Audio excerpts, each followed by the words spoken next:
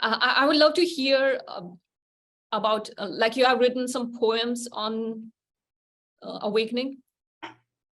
I've written hundreds of them. The question is, yeah, you see, when I wrote my first book, Beyond the Separate Self, shortly after that, I wrote a poem to one person who was having a lot of trouble with the whole idea. And I had a lot of discussions with this gentleman, and he basically was such a skeptic that anything I said didn't get through to him at all. And he wouldn't even look for himself, basically. He was just had this skeptical wall. So I wrote this poem, and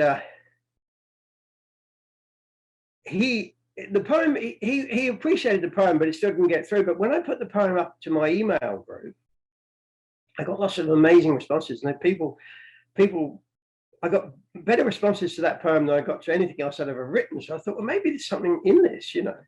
So I was talking to a poet friend of mine, and he said, well, he thought that poetry had the possibility of being more powerful than prose, in that because you have to say things in such a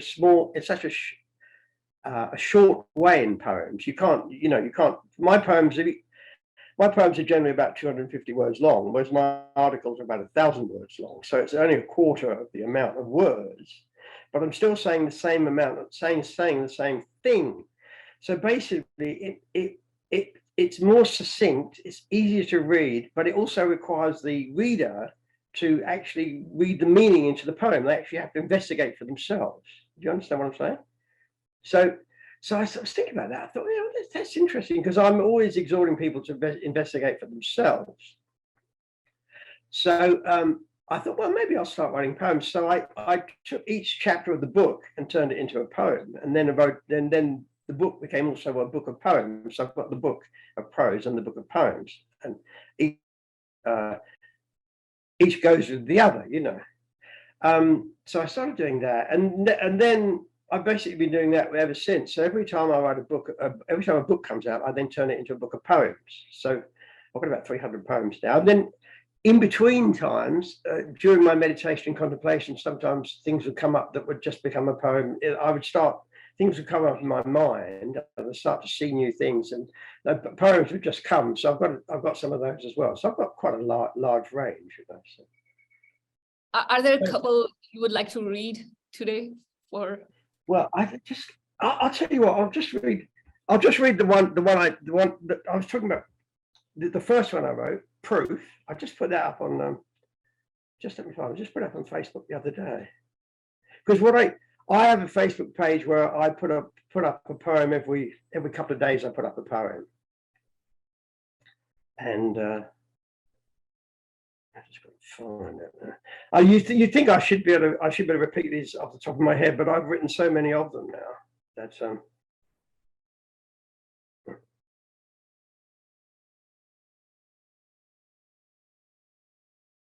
yeah, okay. Yes, so this poem was called "You Ask for Proof," okay, because he wouldn't even investigate for himself. He basically wanted proof of what I was saying, and I as far as I'm concerned, you can't actually give proof. It requires you to anyway. So I wrote what I wrote. You ask for proof. What more proof could there be that which lives and breathes in me also lives and breathes in thee? The lover and beloved are ever within and without. Of this amazing mystery there can be no doubt. She feels every sensation that our bodies feel. As we eat, she partakes of every meal. That which we see and hear is also heard and seen by the beloved. Sorry. That which we hear and see is also heard and seen by the beloved, thee. All that we taste and smell is sensed through us by thee as well. There's no thought or mental image that has been without appearing on the conscious screen, whereon by the mind they may be seen, glowing in the lover's radiant sheen. In this there can be no separate saying. Manifestation is the lover and beloved playing. What appears to us as you and me are expressions and instruments of the beloved, thee. Between awareness and creation, there can be no separation, for the lover and beloved are already one, appearing as the many just for fun. Locked in an eternal embrace in which no parting can ever take place.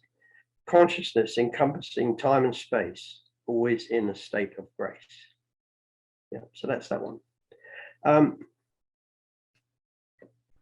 So yeah, so and the thing about the poems, actually, I don't like the reflection on my glasses. So I've got, when I do my meditation and contemplation now, which I do 2 or 3 times a day, I read one poem every day, before each every one. So by the time, say 2 a day, yeah. So every 6 months, in every 6 months, I basically read through everything I've discovered over the last 25 years in poem form. So for me, they're a great reminder, you know, just to, yeah. That was a beautiful poem. Thank you for reading that.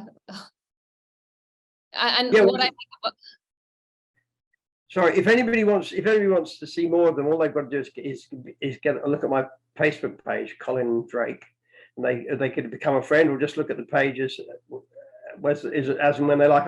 I put up poems every other day, and I also put up lots of photographs, because I live in an amazing space, so I'm always putting up photographs of.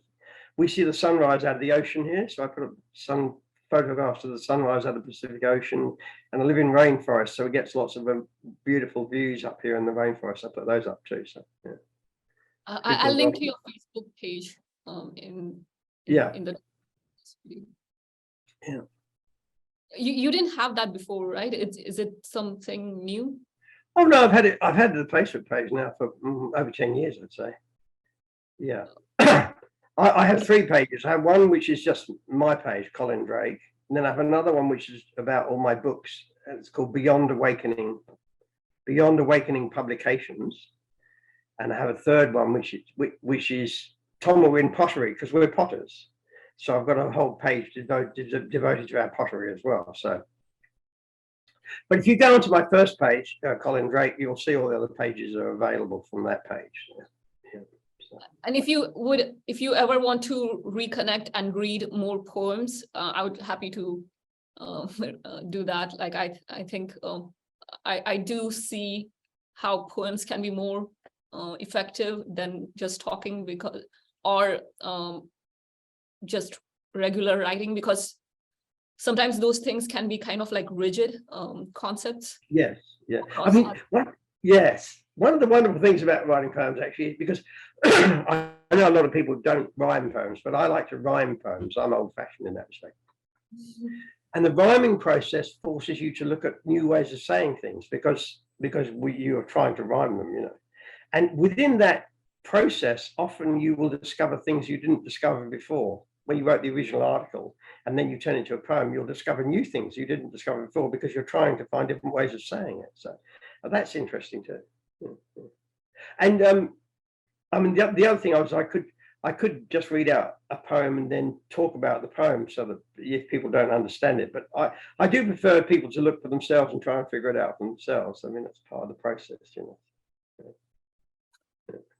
Thank you, Colin. This was a really we captured so much in this conversation, and it was fun. So thank you. Yeah, it was good. It's good. Yeah, it's good to hear about you and your background. I enjoyed that.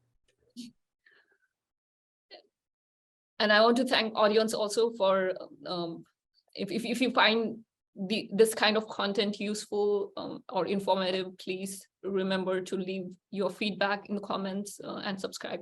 Thank you. Okay. Yeah. I will.